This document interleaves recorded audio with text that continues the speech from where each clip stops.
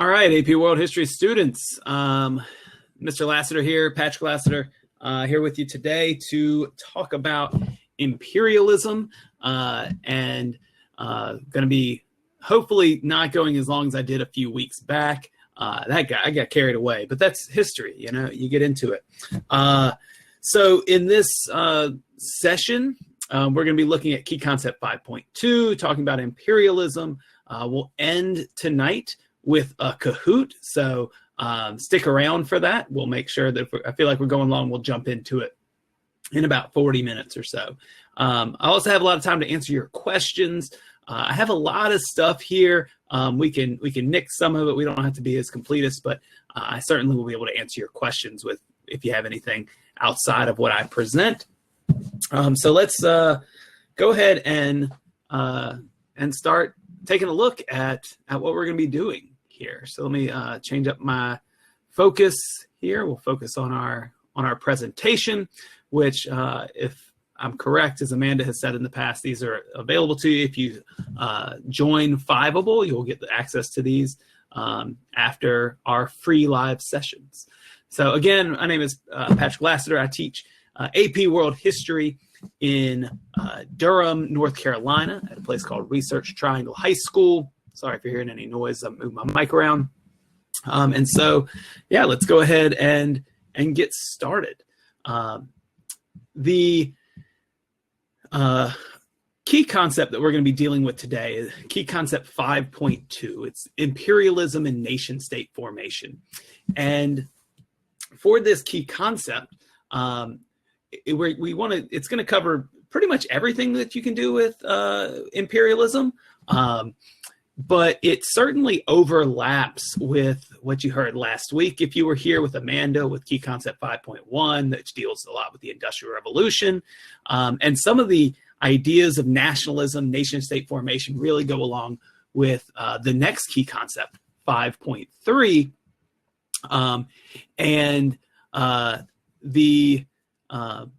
that one deals with the Enlightenment and revolution, but also nationalism and the creation of nation states. And certainly imperialism will even cross over with Key Concept 5.4, which deals with global migration. This is the only unit where we have 4 key concepts. Give a quick shout out to Gabby, one of my students who is in this chat. So welcome.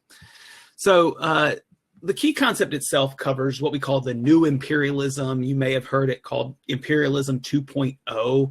One of my favorite AP World History teachers, Jonathan Henderson, teacher down in Georgia, calls it that. You may have heard it from other places. But this is kind of a second wave of imperialism, not that first wave that comes along with the discovery of the Americas and colonization of the Americas, but here's kind of a second wave of it.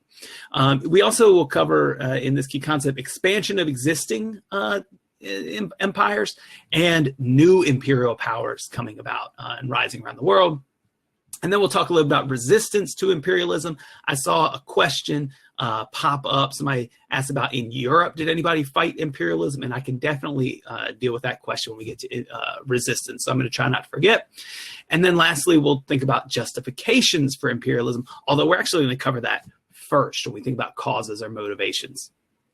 So was this key concept tested recently? Well, yes, it's tested every year in multiple choice, but it is also a favorite for free response questions, short answer questions.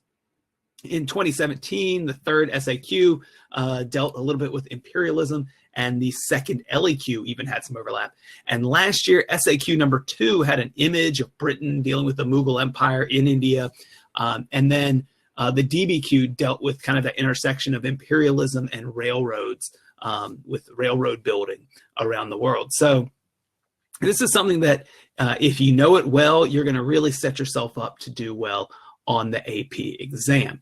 I would be very much surprised if none of the free response questions, SAQ included, dealt with imperialism. This is just such a monumental thing that connects very much to the Industrial Revolution, which of course is one of the most significant changes in all of human history. And then it also connects very much with both world wars, really, World Wars I and II, especially one. It's one of those four main causes that your teacher drones on about. So that said, let's look at the key concept itself. As states industrialized, they also expanded existing overseas empires and established new colonies and transoceanic relationships. So here in this key concept, I've kind of got the three main bullet points, although there is more to it if you look at that course guide online. Industrializing powers established these transoceanic empires.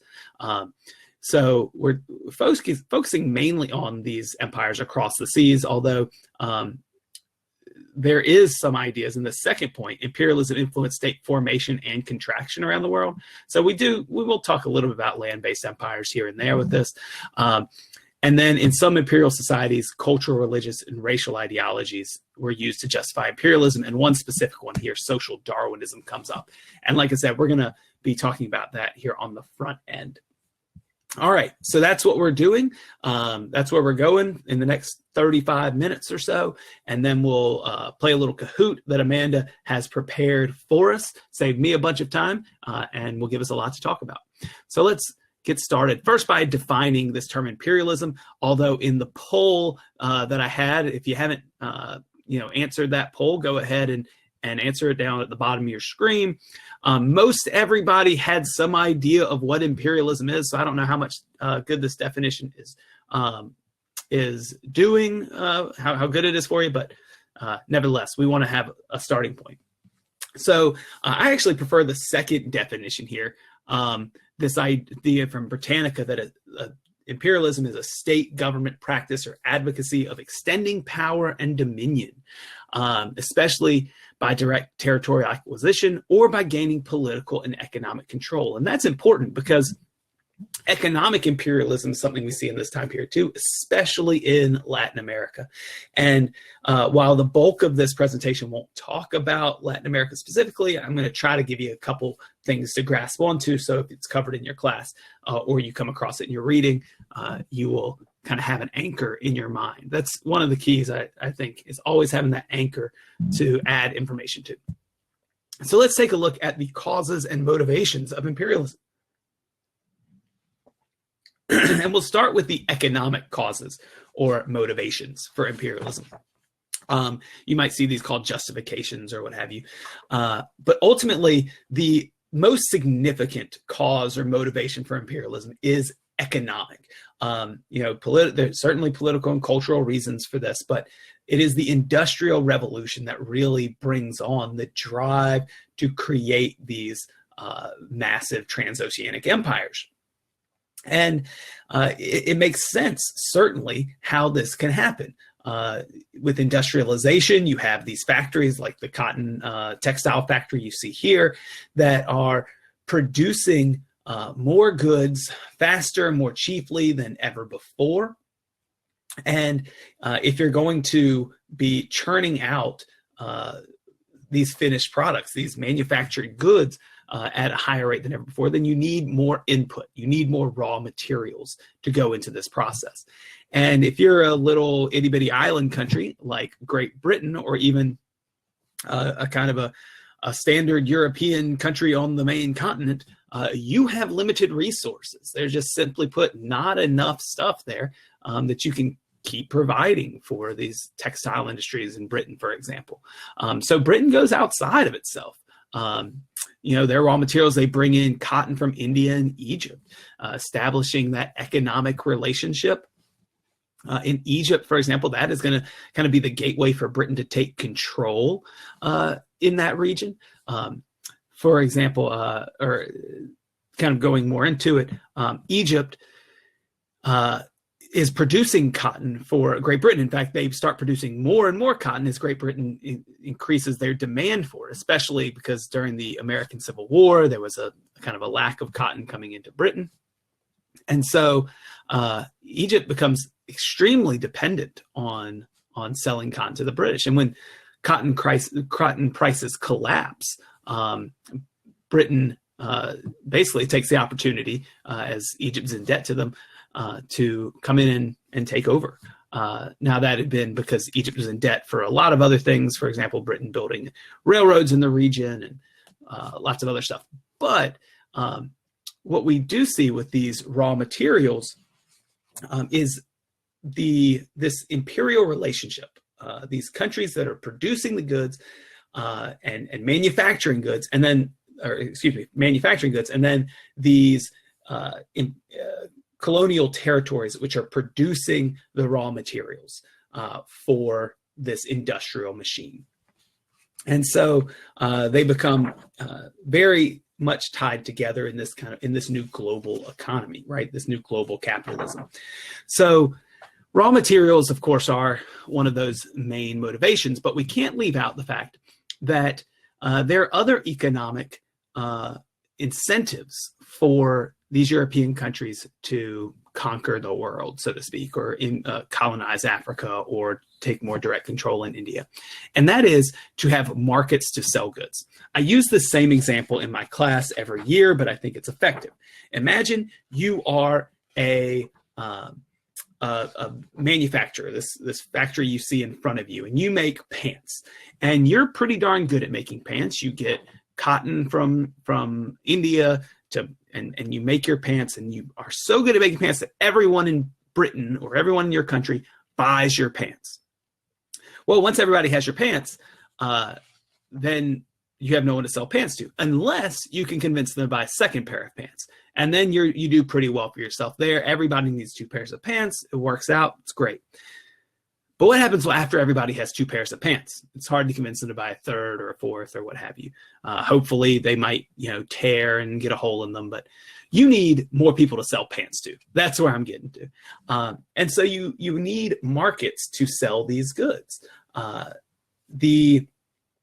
For Europeans, that was India. That was eventually China. It was Japan. It was these many different regions of Africa that Europe carves up. It was Latin America. These are the markets that they can have that continue to drive industrialization. So I think that's really important to understand. It's something that I really try to drive home in my classroom, is that it's not just about raw materials, but also having markets to sell your finished products. And I've talked a little while on that one, and a little long, but keep in mind, it is the single greatest motivation or cause for imperialism. All right, the next one we want to think about are political causes or motives. And so when we think about the political motives for imperialism, we have to keep in mind that there are, at the same time, nation states forming, this idea of the nation, the group of people with something in common, which share a culture, share a language, share some type of self-determination. It's that idea of nationalism really comes up in the French Revolution, and Napoleon spreads that idea across the continent. Even though he eventually is defeated in 1815, that idea of nationalism still resonates. And so bound up with these ideas of nationalism is kind of inherent competition between European countries to prove that one nation state is better than the next. And that is competing with Britain, right? Look at Britain's empire in this map in kind of the traditional red. It was a massive empire. And I think this map is from 1897, something like that. So we have this massive empire. Well, then France needs to compete with them. And Germany, who is late to form as a nation, right? In 1870 something forms as a nation state, but still competing with Britain around the world. So one way to show off your power as a nation, to bring pride to your country, is to gobble up land, to take over new territories. And this competition is certainly the one of the drivers of imperialism. It certainly will drive the scramble for Africa in 1884 to 1900 or so.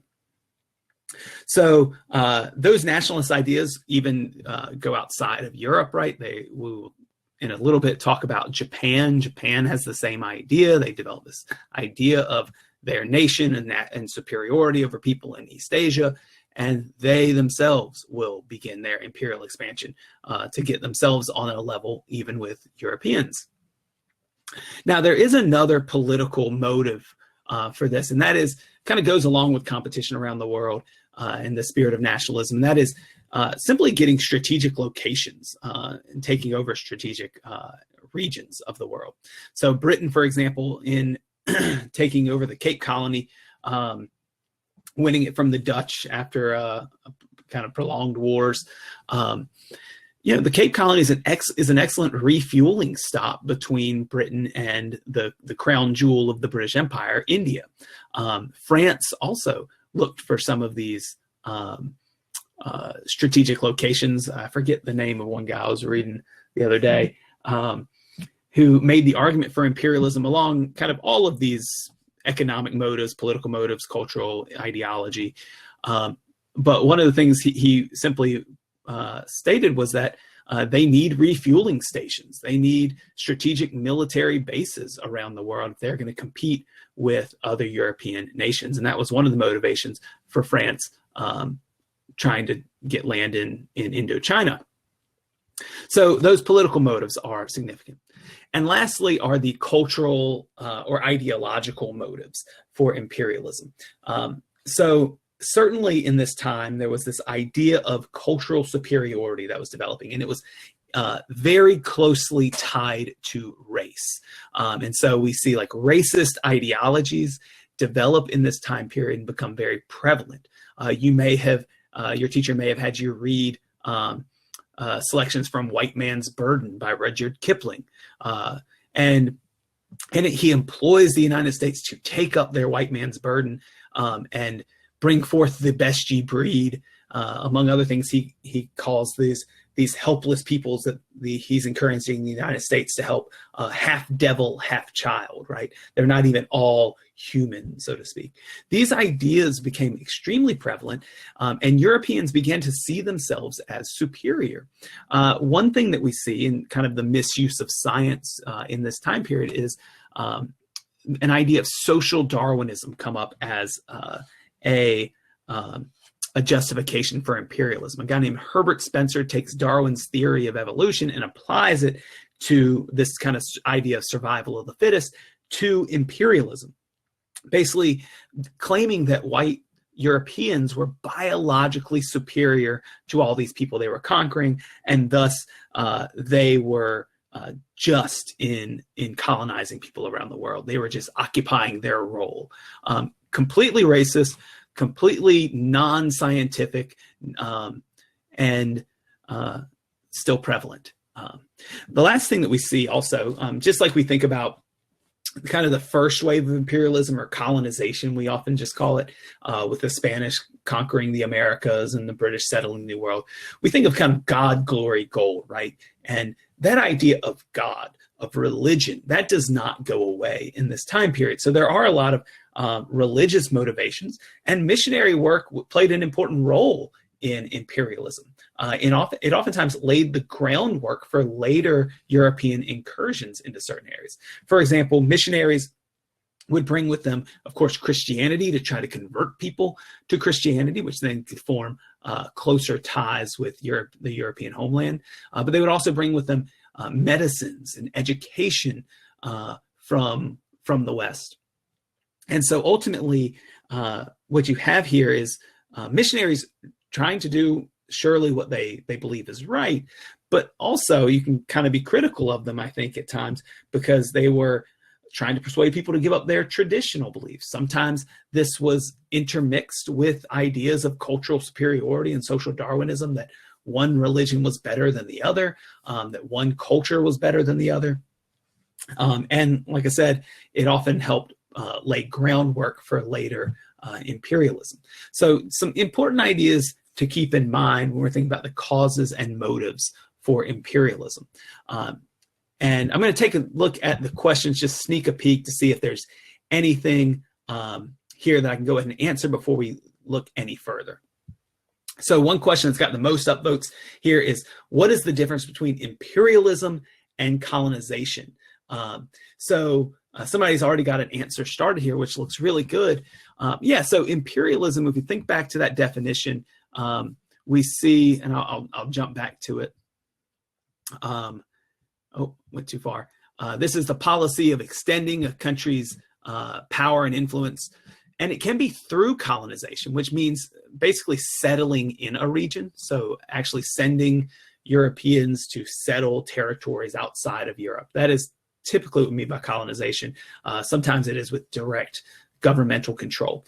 But imperialism does not have to have that. You could use military force and not have people there or settling there. You could have economic control of an area. For example, I knew I was going to get to this too early, but a company like the United Fruit Company, an American corporation, which was so powerful in developing monopolies over fruit production in Central America, basically could dictate to governments there what they should do. They basically had governments create favorable policies for the United Fruit Company. Ultimately, I would say imperialism includes a little bit more than just colonization, though we tend to separate it out, maybe use different names for colonization in the aftermath of Columbus's arrival in the Americas up until about the American Revolution, and then this idea of imperialism, which really comes up in the 19th century with the Industrial Revolution. So hopefully I answered that question. Really good one.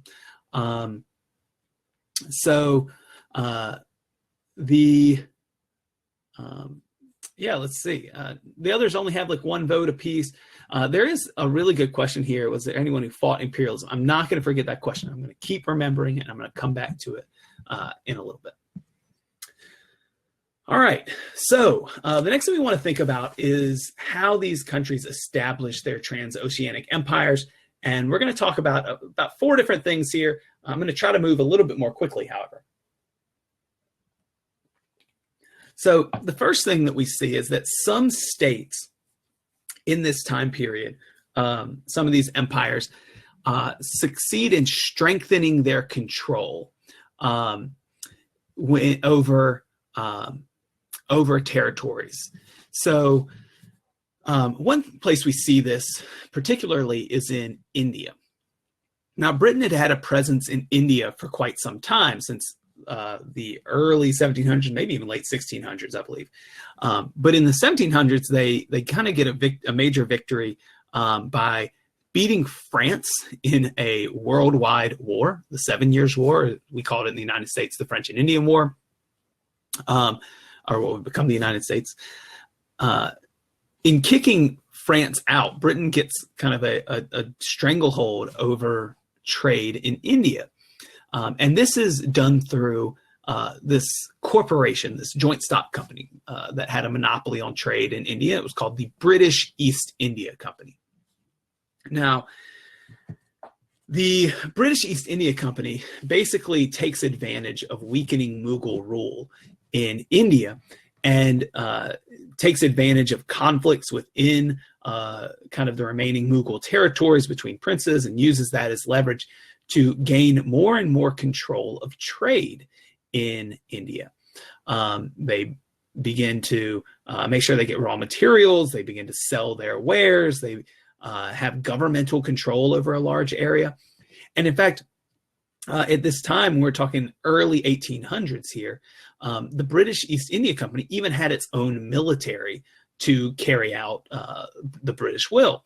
Now, this was not direct control of India. The British Crown, the British Parliament, back in half a world away, back in their country, they were unable, mainly because of the slow communication back and forth from India back to Britain, to really have a centralized control of this region. And so they allowed the British East India Company to control it.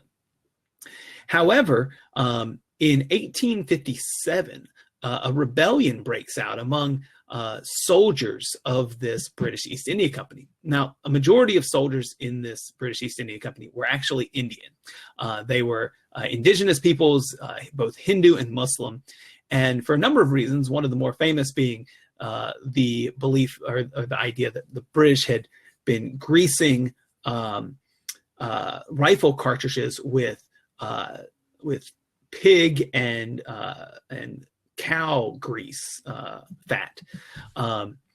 The sepoys, as they were known, these soldiers who were in the British East India Army, they rebelled, basically killing important members of the British East India Company, important British diplomats in the region. Eventually, Britain sends in their military and puts down this rebellion. The British refer to it as the Sepoy Rebellion or Sepoy Mutiny, but in that kind of, it's referred to in India as the Indian Rebellion of 1857, and it's seen as kind of this nationalist thing to get behind that starts uniting India together. But you can kind of see the different points of view: a Sepoy Mutiny, a rebellion, versus an Indian kind of rebellion for independence. It's two very different connotations. Nevertheless, Britain sends in their military, crushes this rebellion in a quite brutal, in quite a brutal way. I think something, if you count like deaths and starvation, it's something like 800,000 or up to 800,000 people die in this short war. But Britain, by that point, realizes that they need to take more direct control, that the British East India Company is not up to the challenge, so to speak. And they use the technologies of the Industrial Revolution, the idea that you're going to have more and more steamships being built. They lay telegraph wires, Britain more directly with India, and thus taking a greater, more direct role in government of the region. And we refer to this time period of British control from about 1857, 58 until Indian independence as the British Raj, or the British reign in India. So this is the British Raj government that has direct control over this massive territory, massive and productive territory. The British, in strengthening their control, build railroads throughout the country. They establish governments. They set up systems of education in the region. Kind of ironically, the connection of these diverse regions of India via railroad, via the creation of a common language in English being used in India, and Western style education, those will actually be the things that unite India together and eventually helps India push for independence from England, ending colonial rule there, but not until the 1940s. This same basic pattern that we see in British India is found elsewhere. I'm not going to go too much into it right now just for sake of time, because I droned on about the last thing, but the Netherlands do something similar in Indonesia, where the Dutch East India Company was in charge. So that's, if you want to take a look in your books or ask your teacher, that might be something to get a little bit more info on.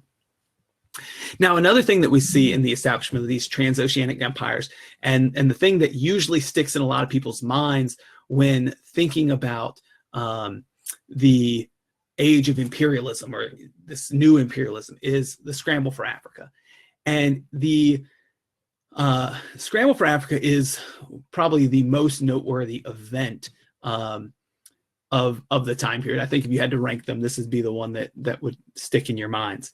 The scramble for Africa is kicked off when the Belgians start making incursions into the Congo. And Europeans, understanding as we get kind of closer to 1880,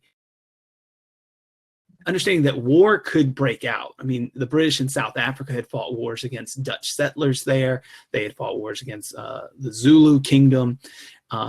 Europeans realized that they needed to keep a balance of power somehow. And you couldn't have Britain competing with France, competing with Belgium, competing with the Netherlands, competing with this newly formed country of Germany. It just would not go well. You would end up with war, which they get inevitably anyway in World War I, but they want to stay that off for a while. And so in 1884, the Conference of Berlin, or the Berlin Conference, is called by Otto von Bismarck, and European countries send these leaders to Berlin to talk about how Africa will be open to colonization. And they basically set up a number of ground rules.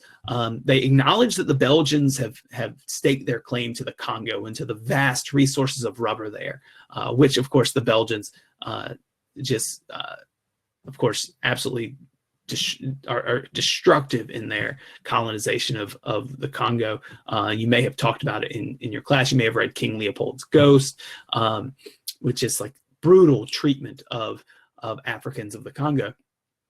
But anyways, their claim to the Congo is acknowledged, and they set up basically rules for European countries to colonize Africa. You have to state your intention to the rest of Europe, and then you have to go and you have to actually make your presence known or felt in that region.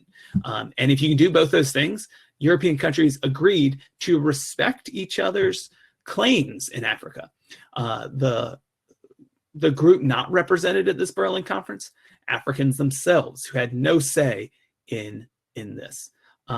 So what we see here is, as these empires are established in Africa, is this combination of diplomacy, of imperialism through diplomacy, and imperialism through warfare.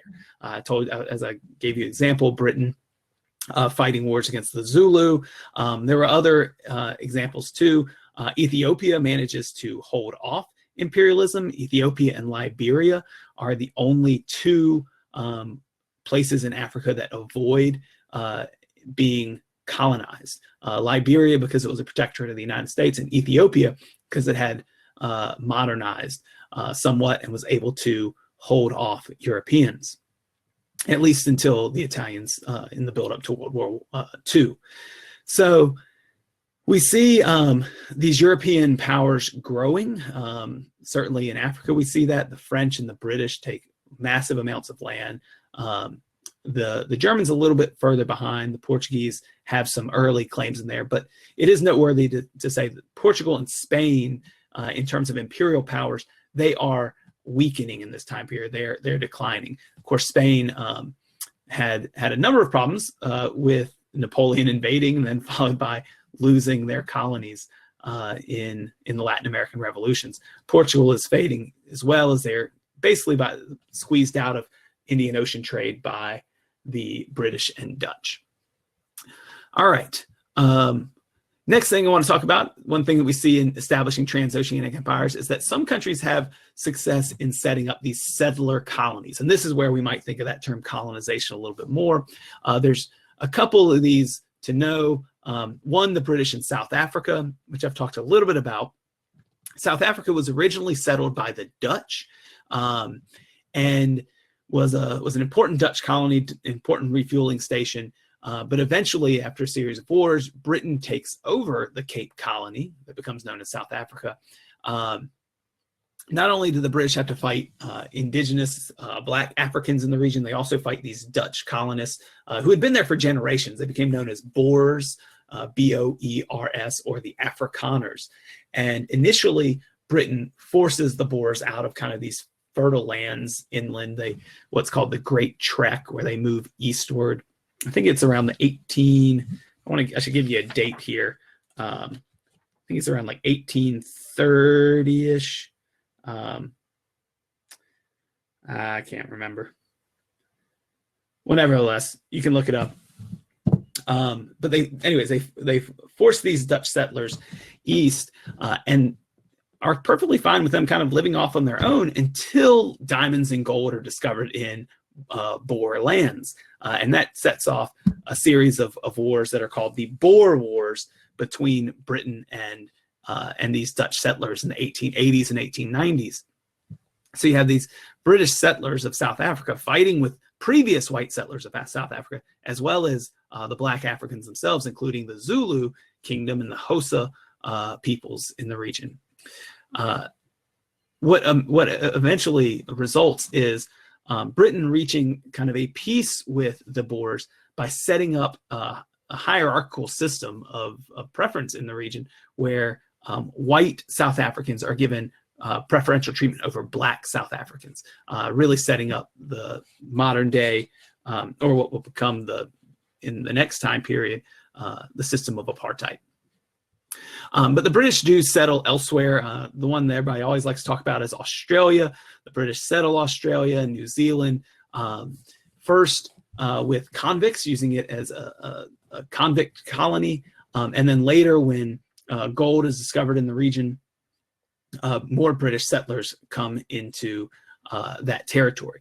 There's a lot in Key Concept 5.4 that deals with this migration, as well as policies limiting migration from non-white countries. There's the White Australia policy that's put in place to make sure that only whites settle in the region, thus limiting Asian migration into Australia. So that's for a different session, however, but it's important to know. And then the last thing I want to think about with colonization and establishment of these transoceanic empires is this kind of new colonialism, neo-colonialism, it's often said, that is found in Asia and Latin America. This is not necessarily direct settlement or direct control over a government, but often economic control of regions. We see this with European powers in Asia. I'm going to talk about China and Japan in a moment, and then especially in Latin America. And this was seen especially with the British and the United States in Latin America, this economic control that they had over the region. Even though they were not technically running governments in the area, the economic power of American and British multinational corporations was enough to kind of dictate what those countries would do and make sure there were favorable policies for these imperial powers. All right, let's take a look at a couple questions, and then I will move on a little bit more. We have one that's upvoted a lot. Did anyone fight imperialism during this time? That's the one I still want to get to. I'm glad I did not forget it.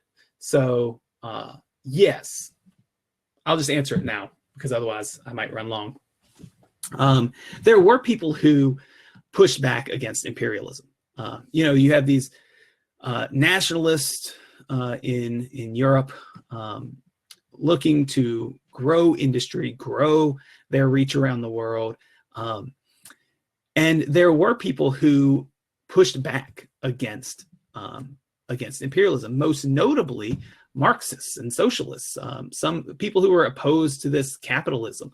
There was one guy I was reading about earlier. I want to say Hobart might be his name. I'm going to look it up real quick. But make sure I can get his name right. Hobson, that's it. John Hobson, who was a strongly influenced anti-imperialism for both Marxists and liberals worldwide. And so there were people who were kind of pointing out this kind of folly of national pride, this the inequality that capitalism not only led to within European countries, but around the world. And so there were people who pushed back against it. But this movement was just so great and driven so much by this rise of industrialization that it was going to be really hard to win out. All right. So let's take a look. I want to think now about some of the reactions to imperialism. And I want to start with the cases of China and Japan. And then I can move very quickly through the rest of this, and then we will Kahoot very shortly in a few minutes, hopefully. So the age of imperialism, and this is something I think that is ripe for a question, especially multiple choice question. I'm sure you'll get something on this. And that is comparing imperialism and the responses to imperialism in two East Asian nations, that is China and Japan. And basically, imperialism spells trouble for China. And that is because China, like Japan, had self-imposed isolation. And a lot of European countries, in buying goods from China, were not selling things to China. And so the British find out that there is one thing that people in China will buy, and that's because it is highly addictive and highly destructive, and that is the drug of opium. It's also a drug that was grown in India, which was a British holding, and could easily be shipped into China. You can actually see on this chart here, beginning in the late 1700s and into the 1900s, that opium becomes a major export or a major item that is imported into China all the way until 1880. And this is kind of the key for Britain to even out that trade imbalance. And it will be the catalyst for wars between Britain and China, and ultimately open China up to trade with the rest of the world. But we have something very different in the case for Japan. Westerners, the United States, rolls up in our boats with guns and tells Japan to stop being closed. And they, unlike China, agree. So I want to think about this, and I just created a really quick chart on this earlier, which feel free to write down yourself or take a look or a screenshot of.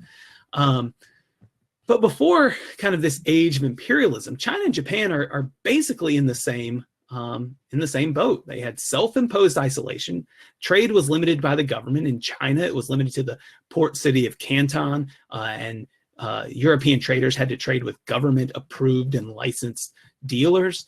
In Japan, trade was limited basically to the port city of Nagasaki, and they only really traded with the Dutch, and they had limited trade with other places in East Asia, but very much limited their trade with Europe. And both of these imposed this isolation because they were worried about European incursion. They both were very wary of the spread of Christianity in their territories, and they were very wary of kind of losing their traditions.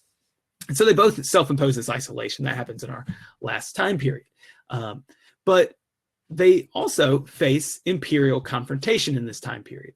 For China, it's the British selling opium and these European powers kind of quote unquote at their door.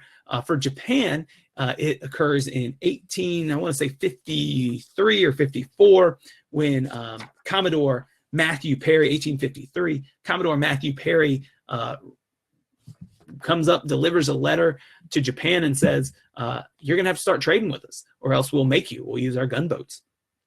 And so faced with kind of this power of U.S. warship and these demands, and similar ones made by places like Britain, Japan agrees to open up, which is very different from China's initial reaction.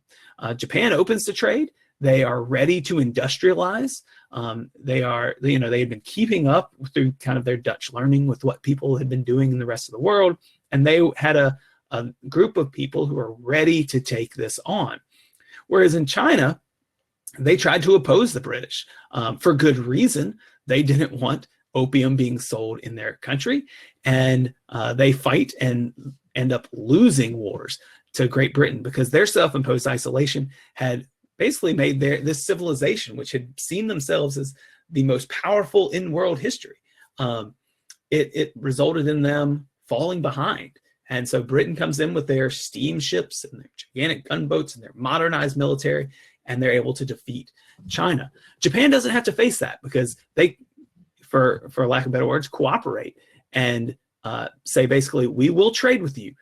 The only thing you have to do is just teach us how to do this industrialization thing.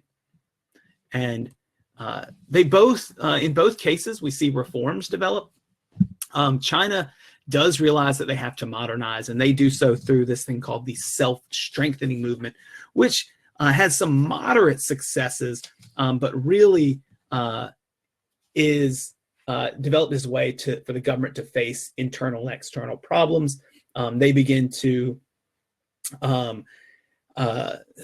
develop modern technologies. They get help from the British and French to try to build a modern military. But ultimately, there was too much going on in China. There's a rebellion, the Taiping Rebellion, that comes about, which just completely weakens the government almost permanently. And then in Japan, we have a very different set of reforms that are much more successful. We have what's called the Meiji Restoration, where the Tokugawa shogunate comes to an end and the emperor is restored to power. There are government reforms, which sets up a parliament that can advise, but not really make any decisions, but it advises what are called these Meiji oligarchs, these powerful owners or captains of industry, if you want to call them, who are advisors to the emperor. And Japan also continues to sponsor industrialization. You heard about that last week, Russia and Japan and state-sponsored industrialization. So what is the result of this imperialism for China and Japan? Ultimately, China is dominated by Europe. They have to sign a series of unequal treaties where European countries develop spheres of influences, and the United States too, don't want to forget them. They deal with rebellions. The Taiping Rebellion is absolutely devastating for China, and it's eventually followed up by something called the Boxer Rebellion, which actually fights against foreign influence in China, is actually supported by the government, but is put down by combination forces from Britain and France, and ultimately is a major embarrassment for the Qing government in China. So that government permanently weakens, and it won't take very long into our next time period for that government to collapse in favor of a new nationalist government. Well, the outcome for Japan is vastly different. They modernize their industry, they modernize their economy, they trade with the West. Japan even wins a couple major wars in defeating China in a war, which is really kind of turns the world upside down in a sense in East Asia, because Japan had always kind of been the little brother to China. And in this case, we see Japan had clearly overtaken them and established their own influence in China. They also defeat Russia in a war. The Russo-Japanese War goes Japan's way, and they simply become an imperial power themselves. As they industrialize, being an island nation, they also need resources, raw materials, markets, and they will do pretty much what the rest of Europe does. So successful, in fact, that they sign an equal treaty with Britain to be seen as a peer. So this is one of the major comparisons in this unit. So make sure that you at least understand the basics of these. I know there are a lot of terms in here, Taiping Rebellion, Boxer Rebellion, self-strengthening movement, that I didn't have time to go into a ton of depth on, but at least it's a starter. All right, other things that we see as a result of imperialism: states expand. Even the United States will get into this with expansion, not just westward, right? That idea of manifest destiny that was claimed by the United States as a precursor to take over indigenous lands of the West, but also the United States starts to establish an empire in the Pacific following the annexation of Hawaii, as well as winning the Spanish-American War in 1898, making Cuba a protectorate, taking over Puerto Rico, taking over the Philippines, which the United States then has to put down a rebellion to maintain control of. So the US gets in on this. Russia, same thing. Russia expands eastward to the Pacific, ultimately taking over Alaska, which they then sell to the United States. But Russia competes with Britain even for influences in Central Asia. It's something you may see come up a little bit later. And then lastly, as I just talked about, Japan begins their own expansion in this time period. That is not to say, as we go through all of this, this kind of goes back to that question earlier, there is resistance to imperialism, right? All these regions of the world that are being taken over are not being taken over and just rolling over and not doing anything about it. One example of this, Cherokee Nation of the United States, in the 1820s and 30s, there's a movement to push Native Americans west. The Trail of Tears ensues, but the Cherokee Nation basically puts up a fight against the United States government, eventually signing a treaty to maintain control of some of their lands. In South Africa, the Zulu kingdom fights wars with Britain, the first actually very successfully against Britain, who was not prepared for the fighting styles of the Zulu. These Zulu warriors, which you see there in the bottom right, they eventually are defeated by the British and subjugated in the British Cape Colony. Outside of something we haven't really talked about yet in this presentation, in the Ottoman Empire, remember they're an empire, so they're imperial as well. They start to lose control of Balkan states, places like Bulgaria, Greece, who wins a war for independence.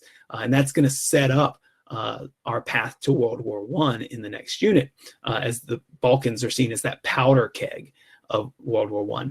And then lastly, the one we've talked about before, and that is the Indian Rebellion of 1857, where those sepoy soldiers of the British East India Company fight back against British rule.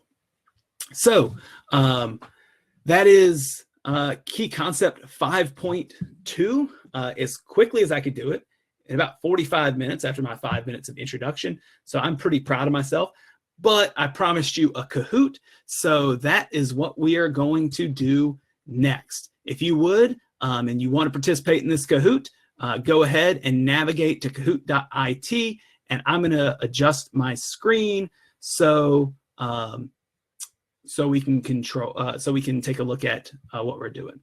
All right. There is a question in the chat that says, what does it say underneath the Zulu kingdom? It's the Balkan states versus the Ottomans, the Balkan states. So I'm going to type that in the chat for you. All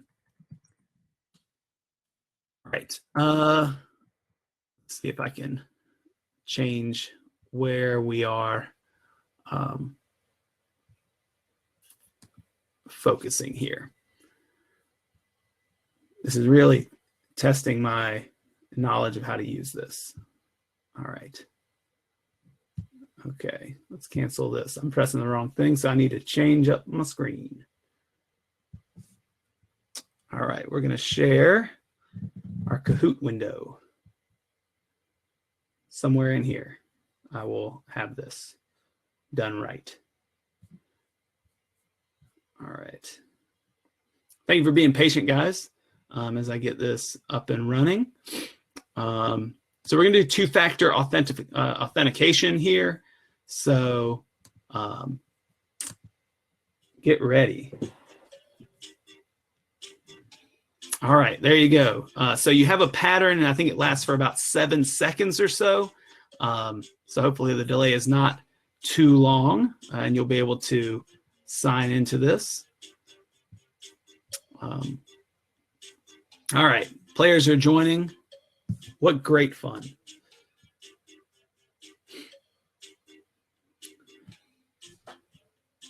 The Kahoot tonight is made by Amanda, who's been doing an awesome job in these presentations. I hope they're very helpful for you.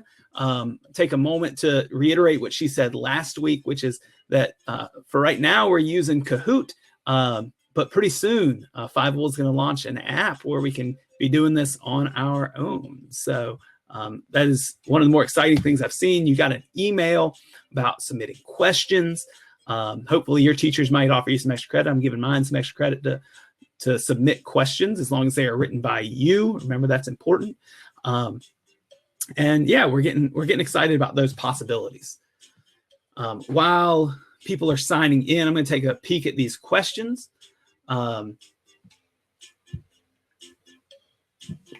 One of the questions says, was there any difference in Indian, Chinese, and Japanese imperialism? How did Europe treat each territory? So there certainly was. India was direct government control under the British Raj. So Britain controls that region directly. In China, it was more so economic spheres of influence, where European countries had control over certain territories. And in some cases, when they deemed it necessary, they would make incursions into China.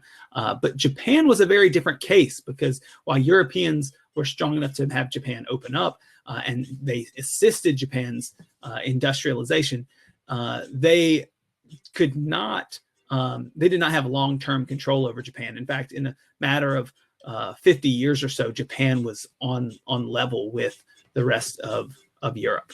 So good question.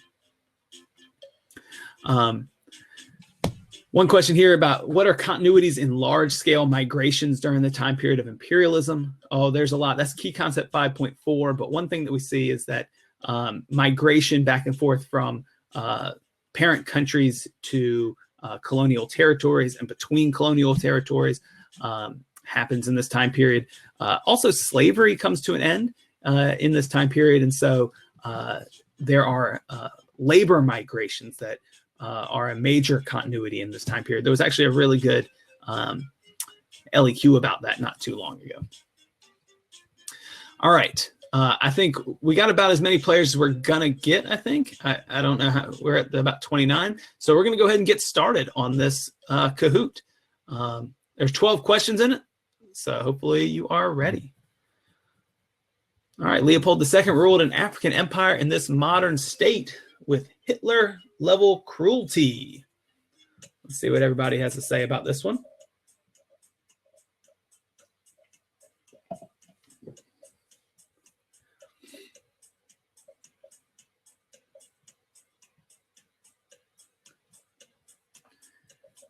All right. I'm hopeful that I'm not blocking anyone in my, is my head, I hope my head is not, please move my head. I knew that was going to be the case. Yes. Luckily, it was the wrong answer. Also need to figure out how to move my head around this screen. So working on that now. Oh, that's not going to work. All right. Stay tuned and I will figure it out. All right, we're getting closer. Still not working. All right. I can put it at the top is what I'm being told. All right, guys, I used to be a young man where I knew how to do these electronic things. So I am making that attempt. Oh, I just made it really tiny. Is that good? Put a 1 in the chat if it works for you, if it's much better. All right. Hot dang. All right, good.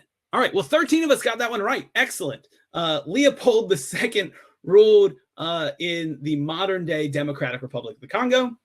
It is this Congo region, which had certainly a great deal of rubber. That was the main resource. Leopold II was the ruler of Belgium. So remember, South Africa was ruled first by the Dutch and then by the British. All right, M in the lead. Look at you. Which event led the British to direct control over India?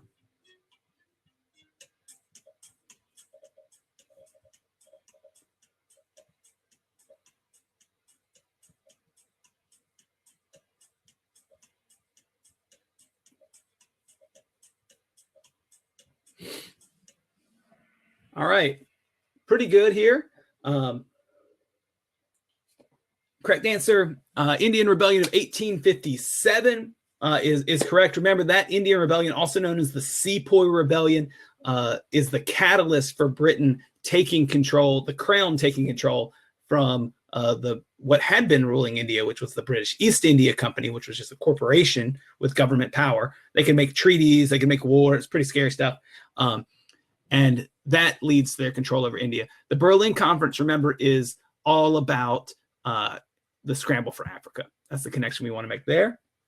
All right, new leader and new question. All the following were causes of the new imperialism, except what answer?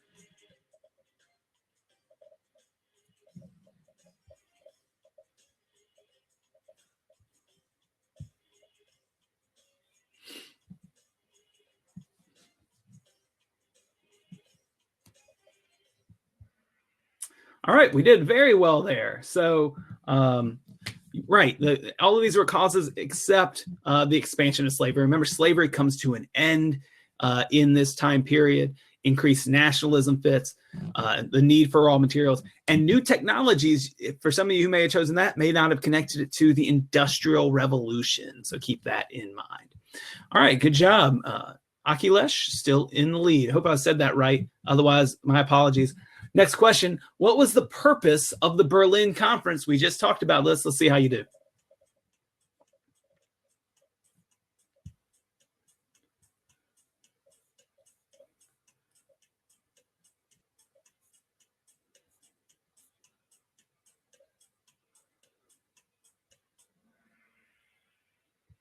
All right. Hey, 25 of us got it correct. Hopefully the others may have just picked the wrong thing.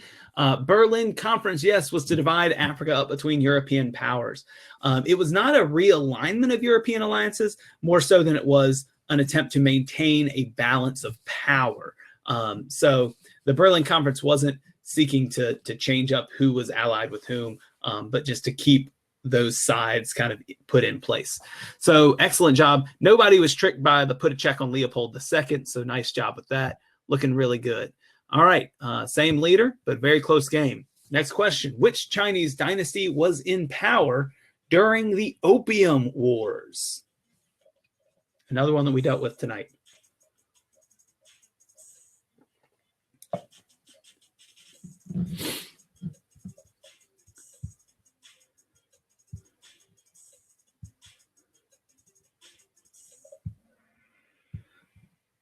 All right, and did very well again. The Qing dynasty, very good. The Qing dynasty, otherwise known as the Manchu, are in power. They're the last dynasty of China. And next we'll see kind of the traditional imperial Chinese government collapse in favor of a new nationalist government, and then eventually communist China. And as you may have seen in the chat, someone from the leaderboard will be chosen randomly at the end of the game for a Fiveable Plus membership. So good luck, everybody. And M has reclaimed the lead.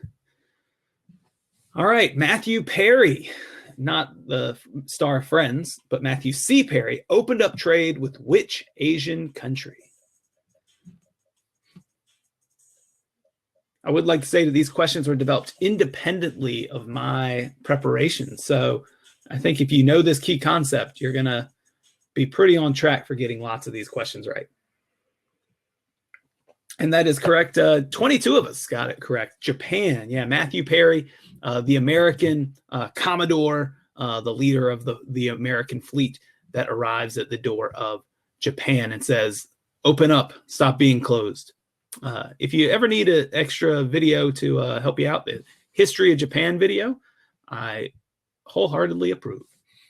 All right, question number 7, over halfway there. The man in this image represents which imperialist? Ooh, somebody I did not talk about, but I certainly can in just a moment.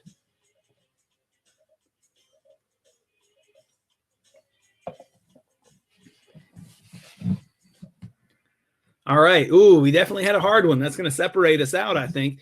We don't have Leopold here, but let's take a look at this image. This is of a guy named Cecil Rhodes. And Cecil Rhodes was a British imperialist. If you ever have a chance to read some stuff by Cecil Rhodes, you should. It is fascinating and completely nuts. But Cecil Rhodes was an important British imperialist. He was responsible for basically gaining a monopoly over diamond mines in South Africa with the De Beers Corporation, a company that had a monopoly on diamonds until the year basically 2000, I think, something around there.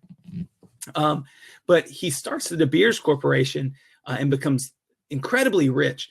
Also very noteworthy British diplomat who is encourages further colonization of Africa. In fact, the region called Rhodesia is named for him, or was named for him. Now it's Zimbabwe, Zambia, and Botswana, I believe. And in this image, what we have here is this imperialist Cecil Rhodes stringing telegraph wires across the continent of Africa, from Cairo in the north to Cape Town or to South Africa on the southern part of the continent, showing British domination. So something I think that is definitely noteworthy. Cecil Rhodes, among other things, was very much one of those imperialists who believed in social Darwinism, ideas of cultural superiority of the British. He wanted Anglo-Saxon, that is British, white British people, to populate the world. And he even had some kind of wild ideas about taking back over the United States to make that happen. So really out there guy, but important historical figure to keep in mind. And M still in the lead. Lynn, though, making a jump up to second place. And let's move on to question 8. The Great Game refers to the race between Russia and Great Britain to control which region? This is one I alluded to earlier.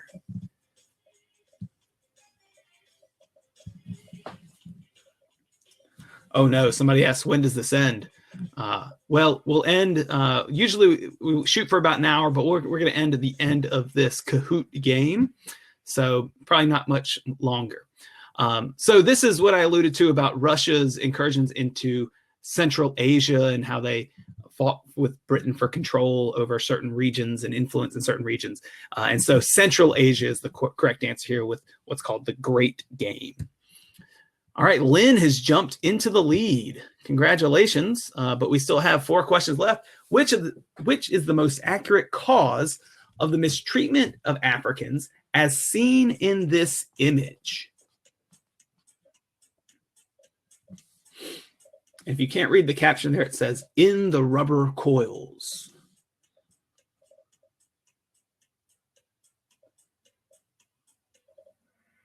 Yeah, and that's the giveaway there, right? So Europeans' desire for raw materials such as rubber in the Congo. Here's that image once again, right? This idea of the British imperialist, this snake taking over this African because of the desire for those raw materials. All right, Lynn cracked 10,000, answer streak of 9, hasn't missed one yet. Here's question 10. Which war led to the U.S. occupation of Cuba, Guam, Puerto Rico, and the Philippines?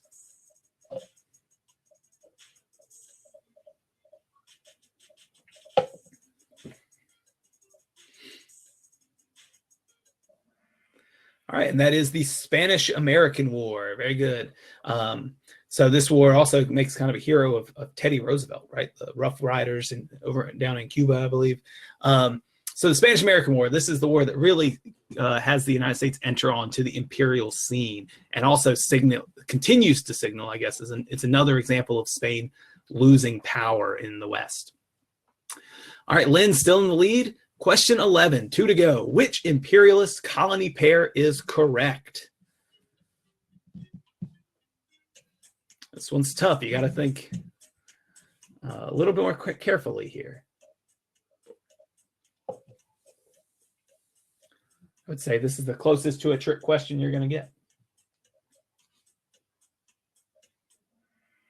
And correct answer here is the Netherlands and South Africa. And so whereas France takes over Vietnam and well, Germany and Poland doesn't fit with this era, Japan and Hawaii doesn't fit with this era, the Netherlands and South Africa. Remember, before South Africa is a British colony, it is a Dutch colony, and the Dutch live in the Netherlands. So good job for the 15 of you that got that question correct. Lynn is in the lead, followed by Akhilesh, and then Ashley, M, and Jalia. And we have one question to go. What percent of Africa was colonized before 1880? Ooh, this is something I definitely did not cover. Let's see what you can get. So before 1880.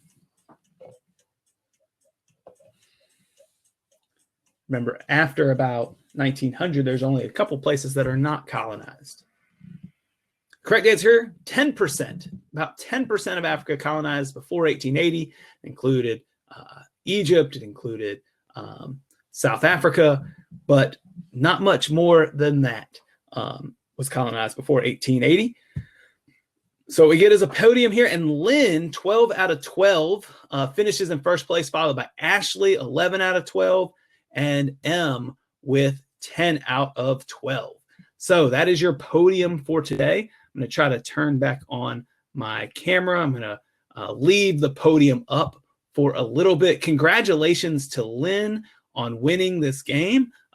Congratulations also to Ashley and M, who I think got as many questions as I probably would have on this. I think I would have probably been tricked by the Netherlands question. So that is our presentation for tonight. That is what we're dealing with, imperialism. If you have any other questions about this, certainly do not hesitate to send a message or ask Dylan. I think Dylan might be running next week. I've enjoyed being with you here tonight. I'm very much enjoying not going the hour and 40 minutes or whatever I went a few weeks ago. So with that said, I hope that you learned a little bit of something about imperialism. I was very impressed with your knowledge in the review game on Kahoot. And have a great day at school tomorrow, everybody. Hope that you have a good time and hope you do really well in your exam. I'll be back with you later on. That's it. Now I just got to figure out how to turn off this screen, which might be more difficult than it looks.